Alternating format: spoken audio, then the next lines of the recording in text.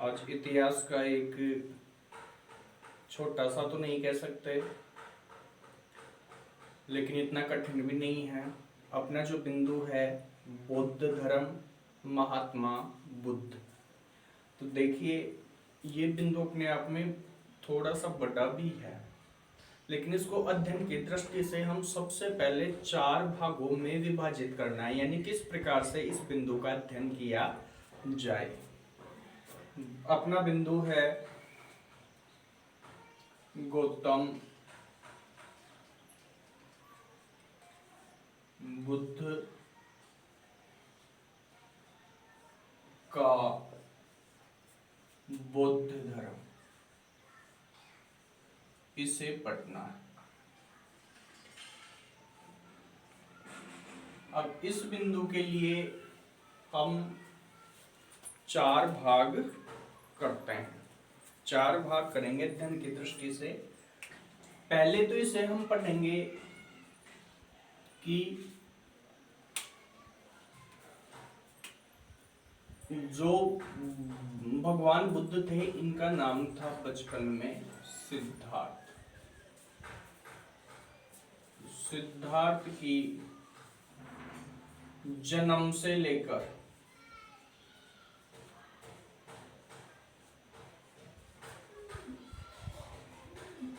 महाविनिष्क्रमण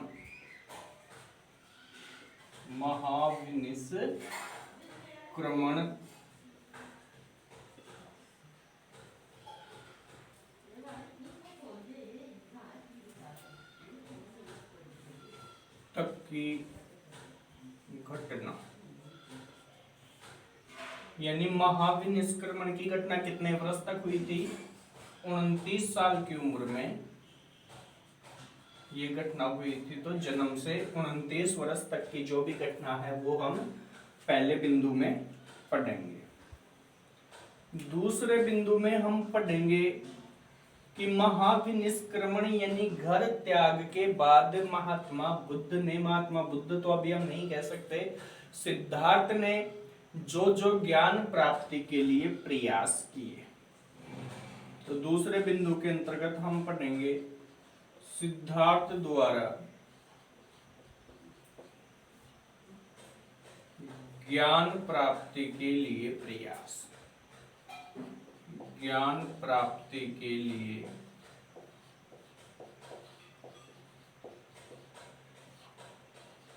क्या क्या प्रयास है जो उसके द्वारा किए गए। दूसरी बात हम ये पढ़ेंगे। तीसरी बात हम इनको ही आधार बना करके, यानी जैसे ही उनको ज्ञान प्राप्त हुआ तो उन ज्ञान प्राप्त के बाद भगवान बुद्ध कहलाए। और तीसरा बिंदु हम पढ़ेंगे गौतम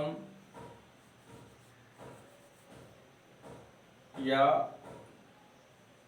महात्मा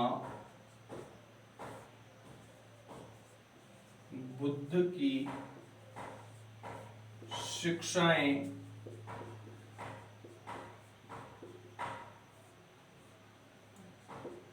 या उपदेश। तीसरे बिंदु में हम ये पढ़ेंगे।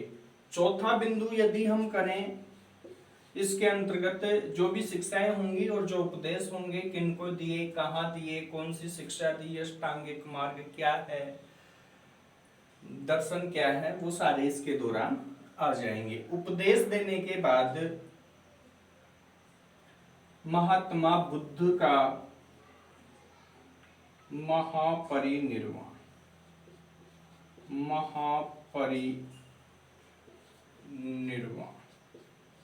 चौथे बिंदु के अंतर्गत हम ये लेंगे महापरिनिर्वाण।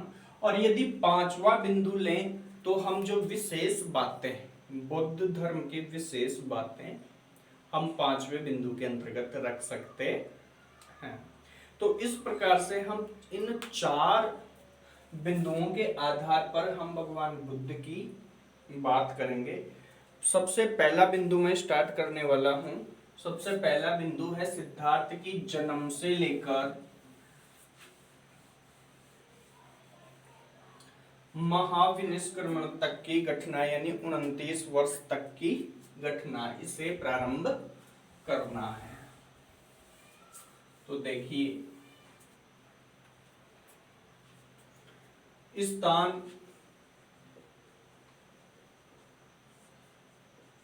कपिलवस्तु, और कपिलवस्तु के राजा रानी हैं शुद्धोधन प्लस महामाया। राजा रानी शुद्धोधन प्लस महामाया है। इन दोनों को एक बार एक भविष्यवाणी होती है। राजा रानी को एक भविष्यवाणी हुई, क्या कि आपके जो संतान होने वाली है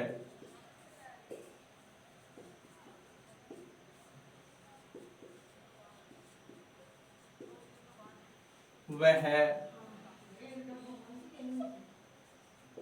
सन्यासी होगी, सन्यासी बनेगी। और सन्यासी भी कैसी? महान सन्यासी बनेगी। आपके जो भी संतान होगी वो महान सन्यासी बनेगी।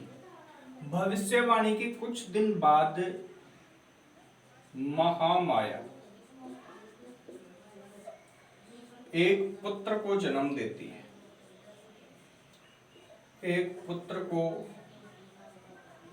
जन्म देती है, और ये जो पुत्र है, इसी पुत्र का नाम निकाला जाता है सिद्धार्थ। इसी पुत्र का नाम सिद्धार्थ है। जब जन्म हुआ बच्चे का तो आकाश से फूलों की वर्षा होती है, और इस फूलों की वर्षा को देख करके पिता शुद्धोधन और माता महामाया इस भविष्यवाणी को सच मान लेते हैं, और इसी की चिंता के अंतर्गत माता महामाया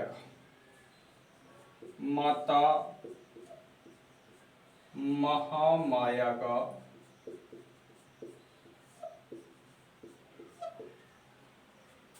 सात दिन पश्चात ही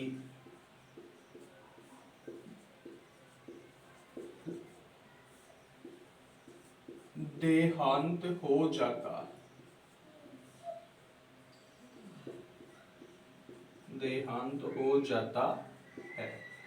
यदि जन्म की बात करें तो सिद्धार्थ का जो जन्म है वो लुम्बिनी वन में हुआ है। सिद्धार्थ का जन्म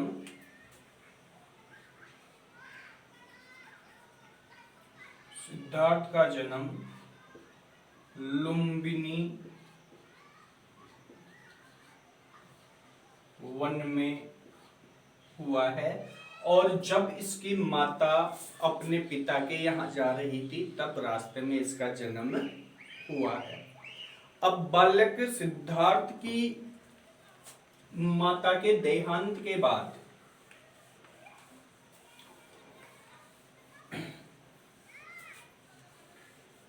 बालक सिद्धार्थ के पालन पोषण का जिम्मा महामाया की बहन प्रजापति गौतमी ने संभाला। प्रजापति गौतमी प्लस वह शुद्धोधन ने संभाला। वह शुद्धोधन ने संभाला।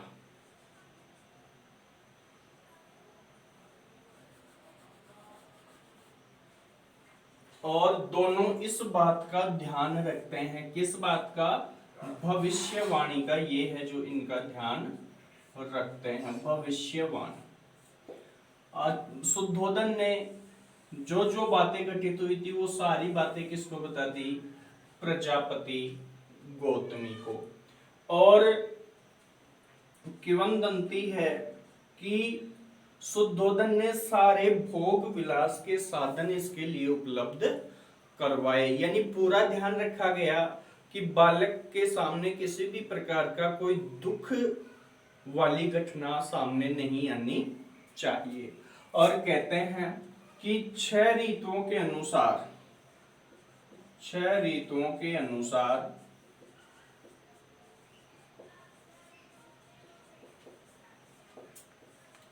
6 महलों का निर्माण किया गया। 6 महलों का निर्माण है जो किया गया बालक के लिए।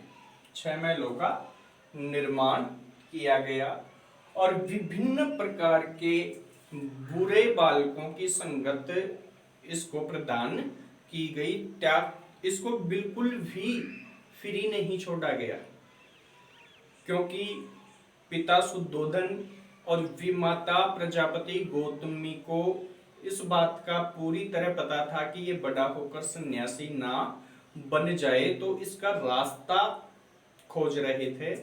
16 साल की उम्र में इसी बात को ध्यान में रख करके 16 वर्ष की उम्र में ही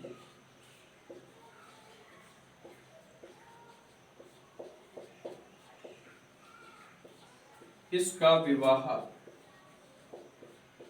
हो गया। विवाह किसके साथ हुआ? यशोधरा के साथ। 16 वर्ष की उम्र में इसका विवाह यानी सिद्धार्थ का विवाह यशोधरा के साथ हो गया। और 28 वर्ष की उम्र में 28 वर्ष की उम्र में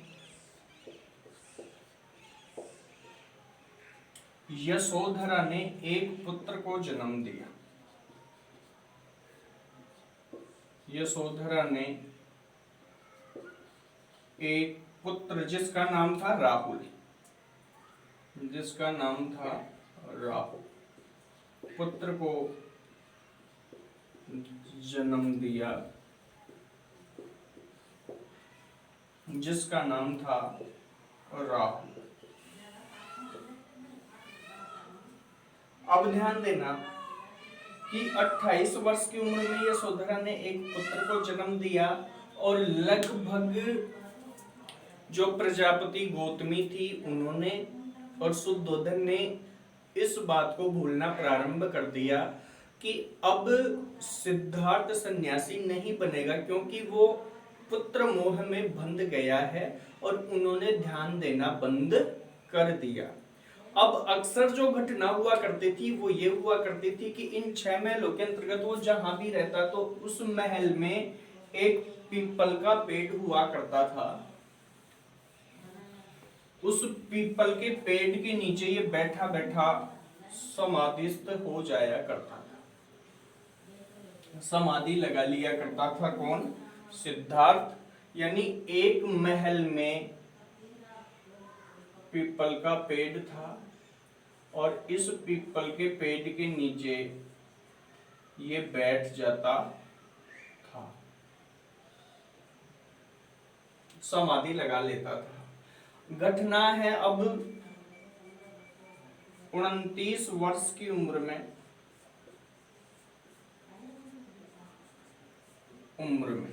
क्या घटना घटी कि ये कपिल वस्तु के भ्रमण के लिए निकलता है। सिद्धार्थ कपिल वस्तु के भ्रमण के लिए निकलता है।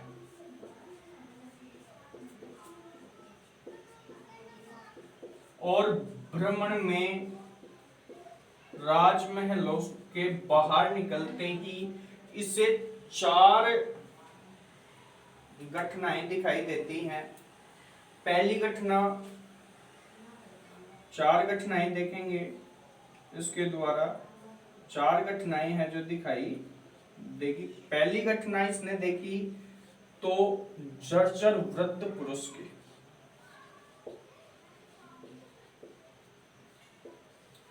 वृद्ध पुरुष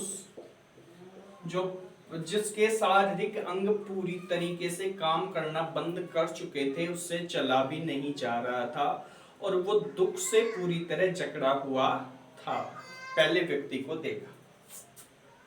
दूसरा व्यक्ति इसने देखा जो मरणासन अवस्था में है, बीमार, जिसको हम कह सकते हैं बीमार व्यक्ति, जो मरणासन अवस्था में है और उसके बीवी बच्चे परेशान हो रहे हैं, रो रहे हैं। इसको देखकर के भी सिद्धार्थ का मन काफी विचलित हुआ। तीसरा व्यक्ति ये देखता है तो शव यात्रा,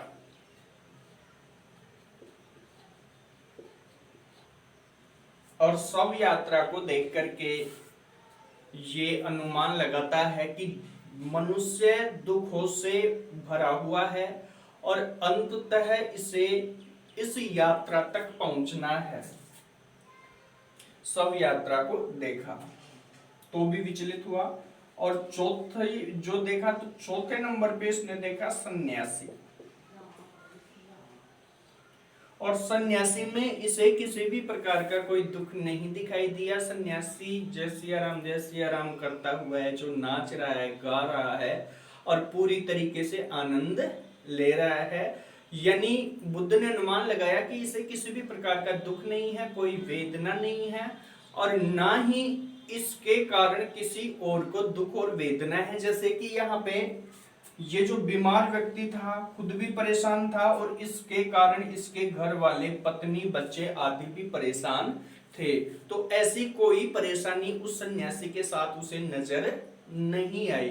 तो अंततः सिद्धार्थ को सन्यासी का जीवन सबसे अच्छा लगा, और वो उस सन्यासी को आंखों में बसा करके और वापस आ जाता है अपने इस पीपल के पेड़ नीचे, और आकर के वापस समाधि लगा लेता है अपने राजमहल के पीपल के पेड़ के नीचे। ये बात पता चलती है सिद्धार्थ के पिता शुद्धोदन और प्रजापति गौतमी को।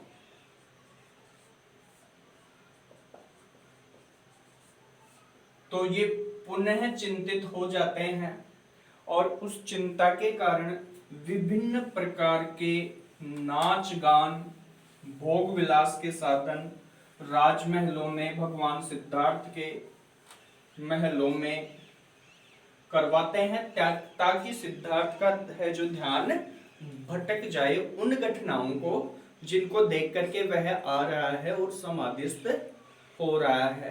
तो नृत्यांगनाएं आदि नचाई गई, विभिन्न प्रकार के शराब आदि पिलाए गए, लेकिन इस पर कोई असर नहीं हुआ, सारा नेगेटिव। बात है ध्यान रखना 29 वर्ष की आयु,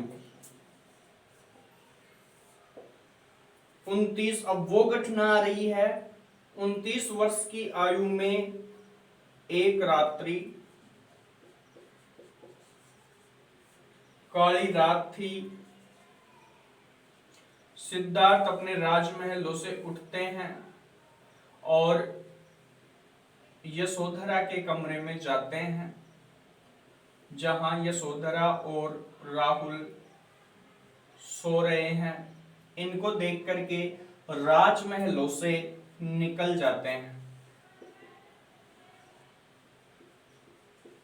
राजमहलों से निकल जाते हैं। साथ में अपने कंदक नामक घोड़ा और छंदक नामक सारथी को लिया।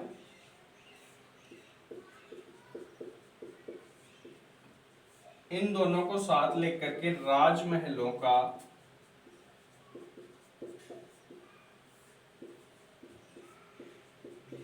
तथा अपनी पत्नी और पुत्र का रात्रि में त्याग किया।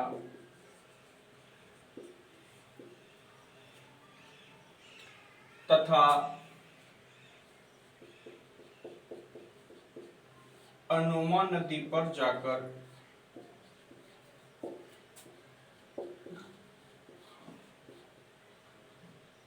मुंडन करवाया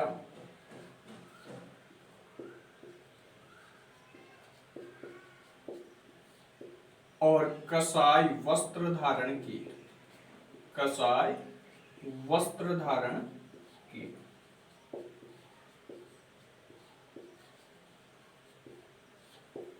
अनोमा नदी पर तथा कंदक और छंदक को वापस भेज दिया, ये कहकर कि संसार दुखों से भरा हुआ है। संसार दुखों से भरा हुआ है।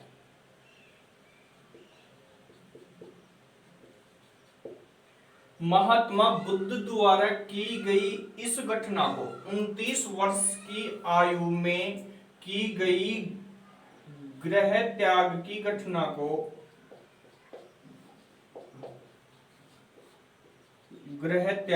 घटना को ही हम महाभिनिष्क्रमण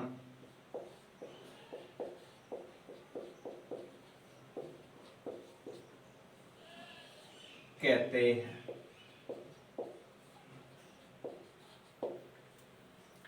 अब इस महाभिनिष्क्रमण घटना के बाद जो दूसरा बिंदु, अब घर से निकल चुके हैं ये 29 साल बाद में अपने बीवी बच्चों को तथा राजपाट को छोड़ करके ये निकल चुके हैं, यानी महाभिनिष्क्रमण इनके द्वारा कंप्लीट कर लिया गया है।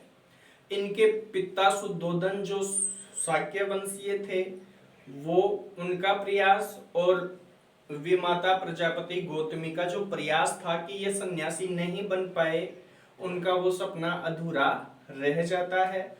और अब जो अपना दूसरा बिंदु था कि इनके द्वारा ज्ञान प्राप्ति के जो विशेष प्रयास किए गए, वो दूसरे बिंदु लेते हैं।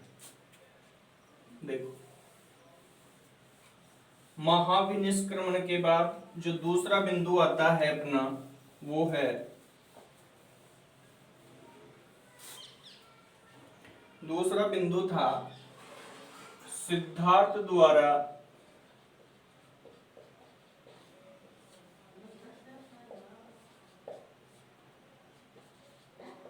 ज्ञान प्राप्ति के प्रयास। ज्ञान प्राप्ति के प्रयास। इस बिंदु के अंतर्गत हम लेते हैं कि ये महाभिनिष्क्रमण यानी घर से निकलते ही सबसे पहले अनोमा नदी पर जाता है और वहां पर कसाई वस्त्र धारण करता है, मुंडन करवाता है और छंदक और कंदक को वापस राजमहलों की तरफ भेज देता है। उसके बाद ये सर्वप्रथम जाता है वो वैशाली में। सर्वप्रथम वैशाली में जाता है और वैशाली में इसको सांख्य दर्शन के विद्वान मिलते हैं, आलार काला।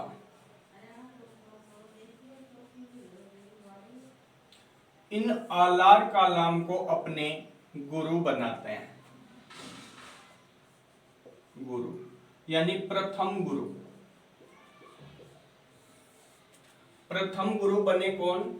आलार कालाम। ध्यान रखेंगे कहाँ के थे, कहाँ बनाया? वैशाली में थे और सांख्य दर्शन के विद्वान थे। सांख्य दर्शन के विद्वान। लेकिन वैशाली के आलार कालाम को प्रथम गुरु बनाया इन्होंने, सिद्धार्थ ने। लेकिन ये आलार कालाम के ज्ञान से संतुष्ट नहीं हुए और इन गुरुजी को छोड़ करके वहां से रवाना हो जाते हैं। अब दूसरे नंबर की जो यात्रा है, दूसरे नंबर पे ये जाते हैं राजगृह। और राजगृह में इनको मिलते हैं ब्राह्मण आचार्य, उदक पिंडक या रामपुत्र। उदक पिंडक या रामपुत्र ये योग गुरु बनते हैं, ये योग गुरु बनते हैं। लेकिन सिद्धार्थ इनके द्वारा दिए गए ज्ञान से भी संतुष्ट नहीं होते हैं, यानी रामपुत्र जिसको उदक पिंडक कहते हैं उनके द्वारा दिए गए ज्ञान से भी ये संतुष्ट नहीं होते हैं और फिर आगे बढ़ जाते हैं। तीसरे नंबर पे ये पहुंच जाते हैं उन घाटियों में, उरुवेला, उरुवेला की घाटियों में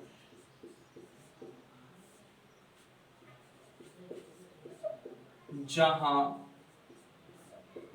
निरंजना नदी बहती है, जहां निरंजना नदी बहती है वहां पहुंच जाते हैं और वहां पर इनको मिलते हैं 5 ब्राह्मण, 5 ब्राह्मण, कौंडिन्य आदि 5 ब्राह्मण। ये 5 ब्राह्मण समझ सकते हो आप, ये सिद्धार्थ और ये 5 ब्राह्मण हैं।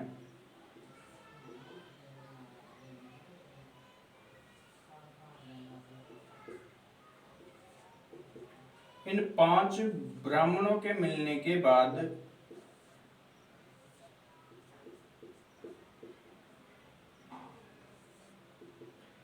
इनके नाम भी हैं।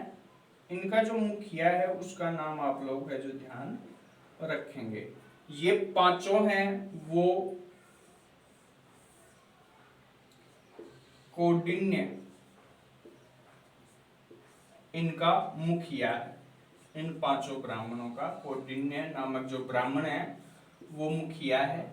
इन 5 ब्राह्मणों के साथ मिलकर के यानी ब्राह्मणों से वार्तालाप हुई और वार्तालाप के अंतर्गत भगवान कहना उचित नहीं होगा, सिद्धार्थ ने ये कहा कि आप कहाँ जा रहे हैं, तो ब्राह्मण लोगों ने ज्ञान की प्राप्ति ही आप अपना काम बताया। तो सिद्धार्थ ने कहा कि मैं भी उसी रास्ते पर जा रहा हूं, तो क्यों नहीं हम एक साथ ऐसा कार्य करें।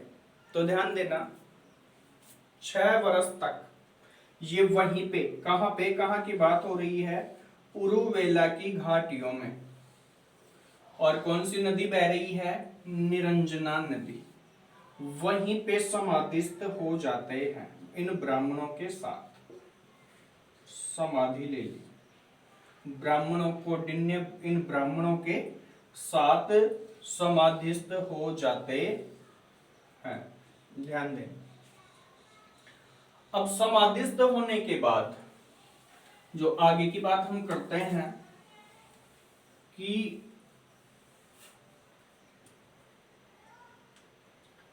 29 साल निकले ये और 6 साल तक इन्होंने समाधि ली। कितने वर्ष, 6 वर्ष।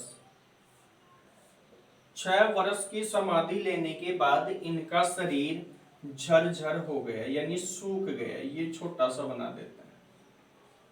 इनका शरीर सूख गया भूख के मारे, भूख प्यास के मारे इनका शरीर झरझर हो जाता है, सूख जाता है।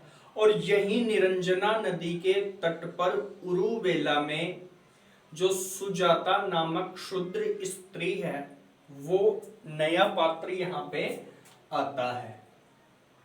और ये जो नया पात्र है वो खीर लेकर के आती है और इस खीर की सुगंध से इनका ध्यान भंग हो जाता है। ध्यान भंग हो गया और ध्यान भंग होने के बाद इन्होंने इस क्षुद्र महिला की, जिसका नाम था सुजाता, इसके हाथों से खीर खा लेता है तथा समाधि को छोड़ देता है। यहीं पे भगवान बुद्ध ने है जो मध्यम मार्ग दिया। मध्यम मार्ग यानी शरीर को इतना भी कष्ट मत दो कि वो मृत्यु के निकट पहुंच जाए, और इतना ढीला भी मत छोड़ो कि भोग विलास में लिप्त हो जाए। यानी सारंगी का जो तार है उसको ज्यादा भी मत खींचो और ढीला भी मत छोड़ो। ज्यादा खींचने पर वो टूट जाता है, ढीला छोड़ने पर वो सारंगी किसी काम की नहीं रहती, अर्थात उसमें सूर्य नहीं निकलते। तो ये कार्य होने के बाद इन 5 ब्राह्मणों का भी ध्यान टूटा, और इन 5 ब्राह्मणों ने सिद्धार्थ को भला बुरा कहा। भला बुरा कहा कि आपने हमारा ध्यान और भंग करवा दिया, और भला बुरा कह करके सिद्धार्थ को छोड़ करके ये चले जाते हैं। सिद्धार्थ को छोड़कर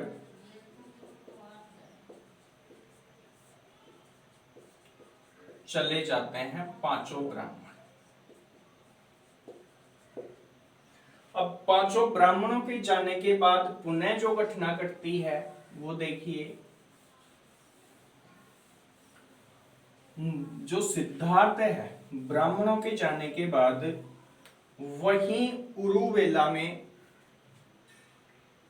ब्राह्मणों के जाने के बाद उरुवेला जो वर्तमान में बोध गया है, वर्तमान में बोध गया है, और निरंजना नदी के तट पर, निरंजना नदी के तट पर, यानी चित्र के द्वारा हम समझे तो ये निरंजना नदी, निरंजना, और इसके ऊपर जो ये है आपका पीपल का पेड़, और इसके नीचे समाधि लगा करके बैठ जाता है भगवान बुद्ध, और कहते हैं कि 7 दिन बाद या 49 दिन बाद, दोनों ही बातें देखने को मिलती है। 49 दिन बाद इनको वैशाख पूर्णिमा के दिन, वैशाख पूर्णिमा के दिन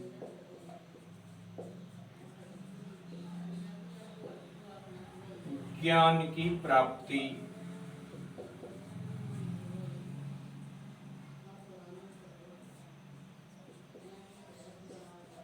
होती है। वैशाख पूर्णिमा के दिन एक बात का ध्यान रखना कि ये जो वैशाख पूर्णिमा है इनके जीवन का महत्वपूर्ण दिन है, कारण वैशाख पूर्णिमा को ही इनका जन्म हुआ, वैशाख पूर्णिमा को ही इनके जीवन में महाभिनिष्क्रमण की घटना हुई, और वैशाख पूर्णिमा के दिन ही ज्ञान प्राप्ति हुई, और वैशाख पूर्णिमा के दिन ही आगे चल करके महा निर्वाण होगा, महापरिनिर्वाण होगा, महापरिनिर्वाण होगा इनका। इसीलिए इनको ये तथागत कहलाए, ध्यान रखना बीच में बात आ गई है, इसीलिए इनको तथागत कहा जाता है, यानी जहां से उत्पन्न हुए वहीं विलीन हो गए। तो वैशाख पूर्णिमा का दिन इनके जीवन में विशेष था। ध्यान रहे, वैशाख पूर्णिमा के दिन ज्ञान की प्राप्ति हो गई। इस ज्ञान प्राप्ति के दिन को बौद्ध धर्म में संबोधि कहा गया। संबोधि कहा गया। और इसी दिन से ये जो उरुवेला है वो बोध गया बना, और जो पीपल का पेड़ था ये बोधि वृक्ष कहलाया, बोधि वृक्ष। और जो सिद्धार्थ था ये सिद्धार्थ से बन गए भगवान बुद्ध, भगवान बुद्ध बन गए। ये सिद्धार्थ से बन गए भगवान बुद्ध। इस प्रकार से हम जो भगवान बुद्ध के बारे में हमने 4 बिंदु ली थी, उनमें से 2 बिंदु हमने क्लियर कर ली है, यानी महाविनिष्क्रमण 29 साल तक और 35 साल की अवस्था, यानी जैसा कि मैंने अभी पीछे बताया था कि 29 साल में महाविनिष्क्रमण की घटना हुई, प्लस 6 साल इन्होंने तपस्या की, घोर तपस्या की। फिर ब्राह्मण इनको सुजाता नामक क्षुद्र महिला के द्वारा खीर इन्होंने खाई। 5 कौंडिन्य आदि 5 ब्राह्मणों के द्वारा जब इनको छोड़ करके जाने के बाद इन्होंने पुनः समाधि लगाई, और इसी के दौरान 49 या 7 दिन, ये दोनों दिन बता रहा हूं, 49 या 7 दिन बाद इनको ज्ञान की प्राप्ति हुई, अर्थात 29 और 6 35 वर्ष की अवस्था तक हमने इनका अध्ययन कर लिया है। ज्ञान की प्राप्ति हो चुकी है, सिद्धार्थ से भगवान बुद्ध बन चुके हैं, पीपल के उस वृक्ष को बोधि वृक्ष कहा जाने लगा है, एवं उस उरुवेला नामक स्थान को बोध गया के नाम से जानने के लिए सभी लोग तैयार हो जाते हैं। देखते हैं जो इसके 2 बिंदु आगे रह रहे हैं वो हम नेक्स्ट वीडियो में इसी प्रकार से पढ़ेंगे। जय हिंद, जय भारत।